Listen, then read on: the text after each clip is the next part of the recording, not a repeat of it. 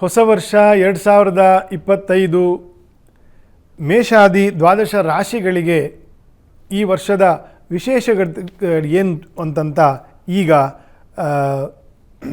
ಸಂಕ್ಷಿಪ್ತವಾಗಿ ನೋಡೋಣ.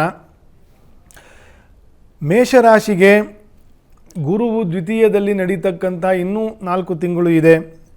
ಜನವರಿಯ 1ನೇ ತಾರೀಕಿನ ಮತ್ತು ಸಂಕ್ರಾಂತಿಯ ಫಲವಾಗಲಿ ಎಲ್ಲಿವರೆಗೂ ಯುಗಾದಿವರೆಗೂ ಹಾಗೆ ಇರ್ತದೆ. ಆದರೆ ಇಂಥ ಸಮಯದಲ್ಲಿ ಶನಿ ಮತ್ತು ರಾಹುಗಳು ಗ್ರಹ ಬದಲಾವಣೆಯ ತಿಂಗಳುಗಳು ಆಗಿರೋದ್ರಿಂದ ನಾವು ಈ ದ್ವಾದಶ ರಾಶಿಗಳಲ್ಲಿ ಸಾಕಷ್ಟು ಬದಲಾವಣೆಗಳಾಗ್ತದೆ. ದ್ವಾದಶ ರಾಶಿಯವರಿಗೆಲ್ಲರಿಗೂ ಸಾಕಷ್ಟು ಬದಲಾವಣೆಗಳಾಗ್ತದೆ. ಹಾಗಾಗಿ ಮೇಷರಾಶಿಗೆ ಬಹಳ ಉತ್ತಮವಾಗಿರ್ತಕ್ಕಂಥ ವರ್ಷ 2024ಕ್ಕಿಂತ 2025 ಆಗಿರುತ್ತೆ ಅಂತಂತಾನೆ ನಾನು ಹೇಳಬೇಕು. ಯಾಕಂದರೆ ಈ ತೃತೀಯ ಶನಿ ಏನಿದ್ದಾನೆ ಕುಂಭರಾಶಿಯಲ್ಲಿ ತೃತೀಯ ದೃಷ್ಟಿಯಿಂದ ಪರಿಹಾರ ಆಗ್ತದೆ ಇದೇ ವರ್ಷದಲ್ಲಿ ಮಾರ್ಚ್ ಕೊನೆಗೆ.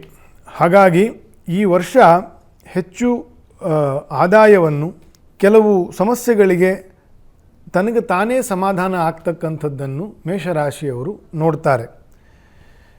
ವೈರುಧ್ಯಗಳನ್ನು ಸ್ವಲ್ಪ ಸಹಿಸಿಕೊಂಡು ಮುಂದೆ ಸಾಗಿದ್ರೆ ಸಾಕಷ್ಟು ವ್ಯಾವಹಾರಿಕ ಉನ್ನತಿಯನ್ನು ಕಾಣ್ತೀರಿ. ನರಸಿಂಹದೇವರು ದುರ್ಗೆ ದೇವಿಯನ್ನು ಹೆಚ್ಚು ಸೇವೆಯನ್ನು ಮಾಡಬೇಕು, ಅಥವಾ ಗ್ರಹಶಾಂತಿಗಳನ್ನಾದರೂ ಸಾಧ್ಯವಿದ್ದವರು ಮಾಡಬೇಕು. ಯಾಕಂದರೆ ವ್ಯಯದಲ್ಲಿ ಶನಿ ಬರ್ತಕ್ಕಂಥದ್ದು, ತೃತೀಯ ದೃಷ್ಟಿ ಹೋಗುವುದು ಒಂದು ಒಳ್ಳೆಯದು. ಮೀನರಾಶಿಗೆ ಬಂದಾಗ ಜನ್ಮ ಶನಿ ಶುರು ಆಗ್ತದೆ, 7.5 ಶನಿ ಶುರು ಆಗ್ತದೆ ಮೇಷರಾಶಿಗೆ. ಮತ್ತು ವ್ಯಯದಲ್ಲಿ ಇರ್ತಕ್ಕಂತಹ ಶನಿ.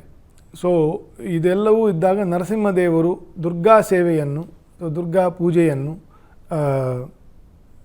ಚಂಡಿಕಾ ಪಾರಾಯಣೆ, ಮೂಲ ಸ್ತೋತ್ರ ಪಾರಾಯಣೆ, ದೀಪ ನಮಸ್ಕಾರ, ದುರ್ಗಾ ಹೋಮ,